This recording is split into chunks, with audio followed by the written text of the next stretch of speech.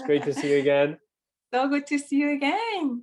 Thank you so much for giving me your time. It's a pleasure to be able to connect with you and talk about a subject that I'm very interested. You have helped me a lot with coaching in the past, and I really value your feedback, your guidance, and all the tools and techniques that you have shared with me in the past. So I just wanted to create this opportunity for my audience to share with them a little bit more about this particular concern that I will explain in a minute. But before that, I would like to ask you to give us a little bit of an introduction about who you are, what you do, and your coaching approach, if possible. For sure. No, thank you for having me. It's great to connect with you again. I'm excited to be part of this interview and part of your podcast.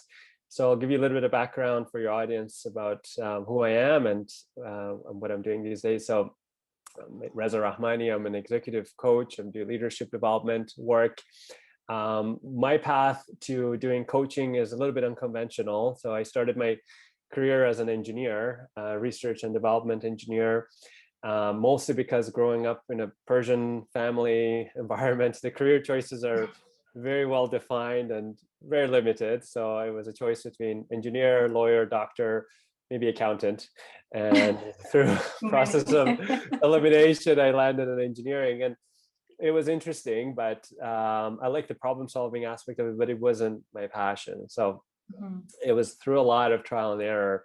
And at some point having a leave of absence from work for 6 months and doing volunteering work to really figure out what I wanted to do with the rest of my life. And somehow I landed in HR, and within the umbrella of HR, coaching really spoke to me. And it was what I wanted to do, but I just didn't know exactly what the profession was called. And I was internal coach for a while, and I left that organization a few years ago, and I've been doing external coaching. So I work with different companies now in tech.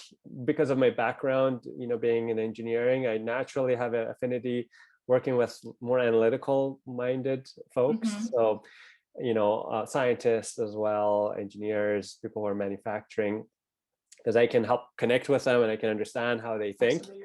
And I can help kind of bridge the world of emotional intelligence with the rational, analytical world.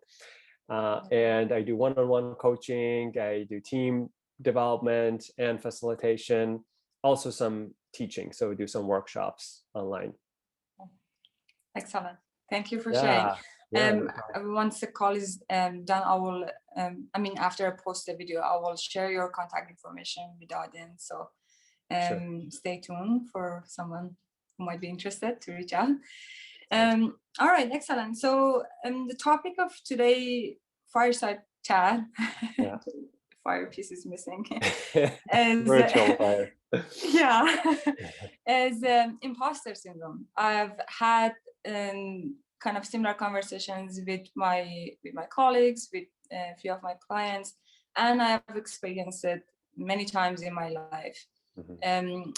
I kind of recently I came to this situation that I could make peace up with it, and I don't look at it as necessarily something that I need to solve, a problem that I need to solve, but I know that it is still a very important problem for many of my clients and many people that I've heard from. So since you are also interested in this topic, I would like you to share, maybe give a little brief description about what is imposter syndrome, and we'll go from there.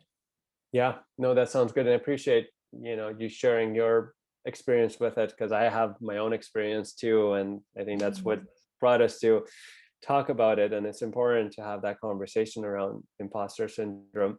So the way I define it is a feeling of knowing a feeling that you feel like you're a fake and you're impostering basically, and you're going to be found out at some point that you're not competent enough to do the work that you've been doing. So it's a feeling of being found out, that you're not as good as others think you are. Right. So it's the constant kind of self-doubt that you have in the Yeah. back of your mind, right? Yeah, totally. And there was this article that I read in a journal of behavioral science, which was saying that over 70% of people Mhm. kind of suffer from imposter syndrome at some point in their Oh, life, regardless of their situation, their gender. I know that like it is kind of becoming a more of a women-related issue, but I totally disagree. yeah, It's something that like it's one of the self-limiting beliefs that we might carry and we might be exposed to at some point in our lives. And it would be nice to see what is behind the back. Why do we experience such feeling, and how can we go through it somehow with the technique and whatnot. yeah. So I know that you have created some tools and techniques that you have shared with your clients, but Mhm. um, I I also wanted to share about it's kind of an article that I wrote Mhm. about it, and that was as I mentioned, I kind of got the opportunity to shift that mentality in me, and I was able to see the gifts in imposter syndrome, Mhm. and which is like enabling us to be more curious about the situation as opposed to taking it very personal and really truly believing in the fact that we're not good enough or like we're the fraud. Mhm. And so by channeling the focus and changing that focus to become more curious about that particular matter, whether it's just like in our job or in our personal life, if we can shift that focus to understand what is going on, how can we do better, is there any way that we can actually do better, that Mhm. would give us an opportunity to be more creative, to not think that we are too perfect and therefore Mhm. not even try to do better. Yeah. So and I know that this is not the situation that is present even to me all the time. So I'm more curious about the tools that you would recommend that someone might be able to use to deal with imposter syndrome when it's actually bringing them down and is limiting them and their capabilities. Yeah, I mean, I appreciate what you shared around some of the statistics. I didn't know it was that high, that 70% of people suffer from it at some point. And that makes Mm-hmm. a lot of sense because, first of all, I've noticed that in myself, is this feeling that, I'm not good enough at the work that I do. And even though, by external world standards, I have, achieved, a number of things when it comes to coaching as well. But it's Yeah. it's it's a funny feeling, right? Because at the end of the day, sometimes I justify it. I say, oh well, maybe I got lucky Yeah. and maybe I was just at the right place at the right time and Mm-hmm. things worked out. And of course, luck is a factor in all of it, but sometimes overplaying, luck as Mm. what helped us kind of get there. Right. And I appreciate what you're highlighting about some of the benefits of it, because Mm-hmm. when you search the web for imposter syndrome, there's a lot of you know um, 10 steps on how to overcome imposters. Yeah. There's a lot of tools out there on how to get rid of it. Right. And what you're pointing to is actually what are some of the benefits of it? What are the Mm-hmm. gifts that it Mm-hmm. provides us? And we live in a world that there's always a duality to everything. Nothing is ever purely good or ever purely bad. Yeah. So speaking on, I appreciate like how it's helped you is you're Mm-hmm. saying it got kept you curious, it Yeah. kept you wanting to learn more, to develop yourself further, and I relate to all of that. It Yeah. certainly gives me humility.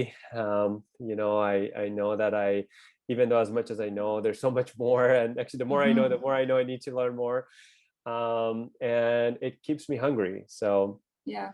continually, in that process of growth and Right. learning and self-improvement. So those are all definitely some of the gifts in it. And I think also another one I want to add to that is the gift of empathy, right? So you can Mm-hmm. relate to other people who might be coming from place of this Absolutely. kind of the imposter, so you can relate Yeah. to them, you can understand their 100%. challenges, their Right. mindset, and being gentle. I think sometimes when we give feedback, we can be sometimes overly critical, right? Mm-hmm. So I think having some context of where someone is coming from.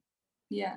it helps you to have more trusting relationships, and your message will land Absolutely. better than, Yeah. when you're not connected from that place. So those are, I think it's important to talk about the gifts Yeah. in it, and then we can of course switch to, well, first of all, how do you know if you have it, and Mm. then what can you do about it to Yeah. maybe elevate beyond Yeah. How do you know it? if you have it? How does it feel like? Yeah, I think for me it's and I'm curious to know how it's been your feeling. It's been tied to a feeling of anxiety. Mm-hmm. Sometimes I feel like a knot in my stomach, Yeah. that something bad might be happening. I don't even know what it Yeah. is. So Yeah. Totally. Like yeah. there is a sense of fear. There is anxiety. I'm Mhm. very stressed to the point that like I totally forget what I was gonna say. Like Yeah. how like what what was my goal? Why am I here? Mhm. And then what was Mhm. my intention? Yeah, like to the extreme point. Sometimes I feel like, Right. oh, I have no word. I have no voice. I would rather shut down and not say anything. Right. Totally. Mm-hmm. Yeah. So it's, yeah, that sometimes it is in our voice, so in our Mm-hmm. throat, we feel like we Yeah. can't, say something that's important to us, or questioning, like, what am I going to add, to this Yeah. conversation? So staying quiet. Yeah. And yeah, and physically, like I've noticing my stomach as well, and also, yeah, losing what you're going to say, because Yeah. there's so much sometimes chatter is happening in the Mm-hmm. back of your head, and that can become distracting to take you away from the real message Yeah. of Totally. what you wanted Mm-hmm. to really to do or say in that Yeah. circumstance, right? It's not a So pleasant feeling. it's not a pleasant feeling, You totally. know So it. yeah, so I think it is a very visceral reaction. So I think people who have had that experience know it, when they're Yeah. having it. um and yeah, so in terms of, um, how do you elevate, or kind of use it in a useful way, but then move kind of past it, and take the Mm-hmm. gifts, but don't, because there's a huge cost that comes with it as Yeah. well, right? So how can you Mm-hmm. minimize the cost but still take advantage of what it offers you? I think first of all, talking about it is important, Mm. because a lot of times when you are feeling the like a fake, it Yeah. feels so personal, and it feels like you're the Right. only person in the room, Yeah. that is the odd one that doesn't feel like they belong, or everyone else Mm-hmm. has their stuff together, and you're kind of the person out of them, not fitting in. Yeah. So I Mm-hmm. think talking about it is a good way to normalize that you're not alone in it, and others are probably And doing you the mean same. talking about it with who? Yeah, I mean, at workplace, like with Mm-hmm. your colleagues, Got it. with Yeah. I work with a lot of leadership team, right? Right. And I think a lot of us, we wear this mask, at work, Yeah. that we got it all handled, we know what Mm-hmm. we're doing, and of course, you want to project confidence, but Mm-hmm. I think there's a difference between confidence and arrogance. And Mm. sometimes, the flip side of imposter syndrome is we overcompensate, Yeah. and we lead with a kind of a cockiness or an arrogance, or not Yeah. being receptive or open to asking questions, or somebody when they Mm-hmm. give us feedback, we might feel defensive, Yeah. because it's pointing to some a deeper, maybe kind of insecurity that's inside of us. So by, I think, being able to talk about with your peers and colleagues, Mm-hmm. what are some of the personal experiences you're having, Mm-hmm. at work, Yeah. that's powerful, because like, Absolutely. it's kind of like me too. Oh yeah, like I can relate to that. Yeah. Totally. Yeah, and I can totally see the benefit in the environment, even like outside that conversation between the colleagues. Like if the environment is receptive and is able to support the transformation Yeah, when it's needed, and yeah, people are not taking it as a kind of a flaw or as a taboo or this huge problem that becomes a little bit personal sometimes. yeah, And the again like it allows people to shift their mentality and take it as an opportunity for growth, yeah, for doing better, yeah. for becoming more creative and innovative in Mhm. like proposing solutions that it wasn't available before, or essentially like thinking out of the box. And yeah, I can totally see that benefit for sure. Yeah. So like, for example, right now I'm leading a workshop with an organization, and we're teaching some of the coaching skills to the leaders because they're applicable. Like all the skills and mindsets we use in coaching, they're essentially leadership skills. Right. So it's a 3-part series. So the first 2 parts is more teaching, but then the third part is peer coaching. So we're bringing a lot of these leaders together into small cohorts, and one person shares a topic that they're feeling kind of challenged with, and their peers start coaching that person. Oh, interesting. Without like offering advice or solution. They're more, they bring curiosity, they ask helpful questions, they listen, they articulate what they're hearing. And at first, you know, a lot of people are like, and they're personal topics, right? There's like talking about, you know, not so much about like, how do we meet this metric or whatnot. There are personal leadership challenges. Like someone might say, well, I'm having a hard time engaging my people, or someone might say, you know, I don't know how to give feedback to this other person, you know, they're having this challenge at work. So they're intimate, but and sometimes people feel like, wow, like I don't know if I want to share that with some of my colleagues, because they might think I don't know what I'm doing. But every time, people are so surprised, pleasantly surprised, that when they talk about those issues and challenges, it's so universally applicable. Everyone else can relate to it. And it brings people closer together. So one of the side benefits of the training is team building. And it's not meant to be a team building activity, but that kind of comes out of it. So that would be, that's one of the tools. Sorry, you were going to add something to that. Yeah, no, actually, I was going to highlight the importance of a role of leaders in creating an environment that helps with this situation. Knowing the fact that many people would experience imposter syndrome in an organization, how will leader be able to create an environment for people to feel accepted the way that they are, and if they experience imposter syndrome or any other insecurity or any other I would call it like the personal limiting beliefs, how would they be able to kind of overcome or go through it and still achieve their goals the way that they have been planning for it.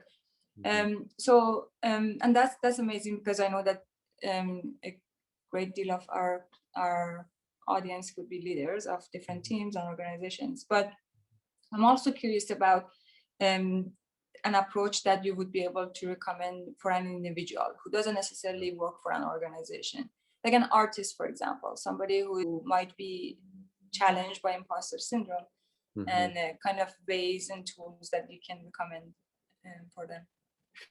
Yeah, that's a good question.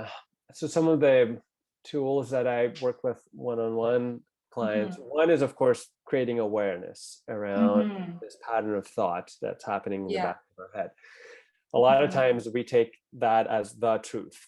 Like the thought might say, oh, you're not good enough, and your art, like take art for example, your art is not, you know, you're not a worthwhile artist, or you don't know what you're doing, right? So and we buy into that, right? We believe that actually is the truth. So first of all, is being able to separate that who you are as a human being is so much more than art, and so much the product that you put out in the market, right? So exactly. That, because sometimes these thoughts happen so fast and so automatically that we don't even recognize they're happening. It's just happening in the back of our mind.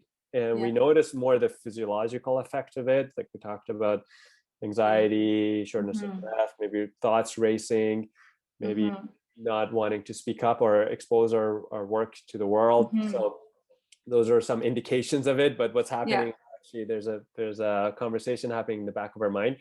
So is being able to notice, and we call it the saboteurs. So these are the voices that sabotage our success and our well-being, right? So creating some separation between the thought and the automatic reaction that might have in the past. I mean, that's the first. The second one is normalizing it, and also understanding kind of the context that thought may be coming up. You know, if we're new at something, of course it's normal to feel like we don't know what we're doing, right? If That's you're in a new role, if you're in a new yeah, organization, or if you're just yeah, starting on a journey, it's completely normal to feel like you don't know what the hell you're doing. It's yeah. so it's accepting it and then having some self-compassion that, Mm-hmm. look, this is going to be a longer journey. In the beginning of this, and the more experience I collect and the more wisdom I have, that is going to help me feel more confident, right? Mm-hmm. But say you are a really well established and experienced artist, and you're still feeling like the work Yeah. that you're doing is no good. Actually, there's an was it Van Gogh that didn't show one of his masterpieces until he died, and they found out, You're like, right. Yeah, yeah, my memory is not there clear, but there's yeah, a it's story pretty about close. that. Yeah. There's one of the famous artists that Mm-hmm. never showed one of his most amazing paintings, Masterpiece. his Oh, masterpiece, and then when he passed, they, like, it actually became really famous, but he was so ashamed of sharing wow. it with the world. Mm. So that is obviously an extreme case, right? When Mm-hmm. you are a master of your craft Yeah. and still feel like a fraud, Right. then I think, yeah, in that case is really comes down to, there's actually an author who has a TED talk as well. His name is Shirzad Shamin. Mm-hmm. He wrote the book Positive Intelligence. Yeah. I recommend that book to a lot of my clients. So he talks about these two parts of our brain. There's a Mm-hmm. saboteur part of the brain, which is associated with fear. Right. It's like two different operating systems. They both are about functioning in this world. They're both about building relationships, getting things done. But one part of our brain, which is more kind of the back, the amygdala response, is Mm-hmm. driven by fear and shame. Mm-hmm. So that's the saboteur part of the brain. And then there's this other part of our brain, which is the sage brain. There's a part Mm-hmm. of our brain that has a lot of wisdom, is confident, is laser focused, knows what to do, and takes action. But this part is driven from passion, purpose, our values, and Mm-hmm. wants to express, things that are most important to you. Mm-hmm. Whereas the saboteur part of the brain, which the imposter syndrome kind of lies in, is Mm-hmm. all about just getting through the world. It's Right. about surviving the world. Is about, when you're in relationships, is about not letting others down. So gaining love and approval from the world and others through doing Mm-hmm. something. And there's constantly this fear that if you don't do X, something really bad will happen, right? Mm. So the way that shows up is, again, people pleasing. It shows up perfectionist attitude, because Mm. perfection is really masking fear, right? Right. Is a fear of failure, right? So it says Exactly. the work Or you need to do, looking bad or not enough. Yeah. totally, yeah, Mm-hmm. like the work you need to do needs to be flawless, or Mm-hmm. else something really bad might happen. People might not approve of you, or you might not have value or whatnot, right? Mm-hmm. Mm-hmm. So is creating some awareness that, look, there are these Yeah. patterns of thoughts that are happening in my head, and Right. normally we develop them at a really young age, when Right. we're 5 or 6 years old. So they're kind of limited ways of Mm-hmm. looking at the world. They're very simple. Right. They serve us, of course. They serve Yeah. us at a stage Sometimes of they our keep us life, safe. right? Yeah. Yeah, they keep us safe, Yeah. totally. Yeah. Mm-hmm. And people who are, for example, very smart, their way of getting through the world is using their intellectual horsepower, right? And saying, Right. I can analyze information and I can critique ideas and whatnot, but at some point it becomes limiting, right? Because Yeah. then you can feel emotions, and you're not in a relationship, Mm-hmm. you're always kind of at a separation. So Right. all of these things, and so there's the hyperachieving. It gets Uh-huh. us to all, it gets us a lot of accolades, excuse me, but at some point it feels empty, right? Yeah. Because you're trying to fill a void with something that you can never do from outside. Uh-huh. Right. And Yeah. so yeah, that book Positive Intelligence talks about some exercises. They're Okay. basically mindfulness Got it. practices Yeah. to, when these patterns of thoughts are happening, something is as simple as taking your two fingertips Mm-hmm. and rubbing it ever so gently against each Mm-hmm. other until you feel the ridges of your fingertips, Oh, interesting. right? Mm-hmm. Like if you just try that for like a few seconds, Mm-hmm. what that does is, for me, it brings a lot of calmness and clarity Yeah. into my As mind. if time stops. Time stops, Yeah. right? Yeah. Yeah. So actually, so there's a lot of fMRI studies that when you're doing this, blood flows from this back part of your brain, which is fear driven, to more the frontal lobe Oh, I and love center it. of the brain, which is more creative thinking. And that's where actually our best sort of our IQ is higher when we're thinking with Yeah. with the front of our brain. Yeah. So those exercises, of course, it takes time, is through Yeah. repetition, but it helps interrupt that pattern of the saboteur kind of running the show versus more your sage brain Wonderful. more active. That's great. I Yeah. learned so much from just like, I mean, so much already, but this last part was amazing. And like, if I could quickly give a little recap of what you shared about the individuals, I think, like, as you mentioned, first, if you're able to bring awareness to what's going on in our head in terms of the dialogues and the beliefs that are running our life, and allowing ourselves to distinguish like the sides that are actually more powerful at that moment. Is it the saboteur or is it the sage? Hopefully you would be able to make it balance. But having that awareness and bringing mindfulness to being able to take control of that duality, I think that would help a lot to overcome imposter syndrome, and probably a lot more of the kind of similar and related other limiting beliefs. Yeah, totally. I mean, Yeah. yeah, it all comes back to mindfulness, and of course, it's a lot easier said sometimes than done. Yeah. It's Yeah. the it's like We going can to the talk gym, about it right? in different in Yeah. another fireside chat. Right, exactly. That would be maybe a follow-up, but it takes that Awesome. conscious kind of practice to be Absolutely. able to shift it. Yeah. Wonderful. Well, we're almost running out of time. I really wanted to appreciate your time, your wisdom, your beautiful energy, and everything that you just shared.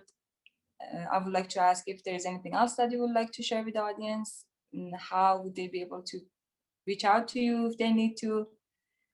I'll tag your name and your contact information in our LinkedIn post. But anything else that you would like to share? Yeah, no, thank you for having me. If anybody wants to reach out to talk more about it, or they can identify with some of the topics we talked about, they can of course reach me on my email as contact@elevatedtalent.ca, and I'll be happy to take this further. But thank you again for having me as part of this. Thank you so much.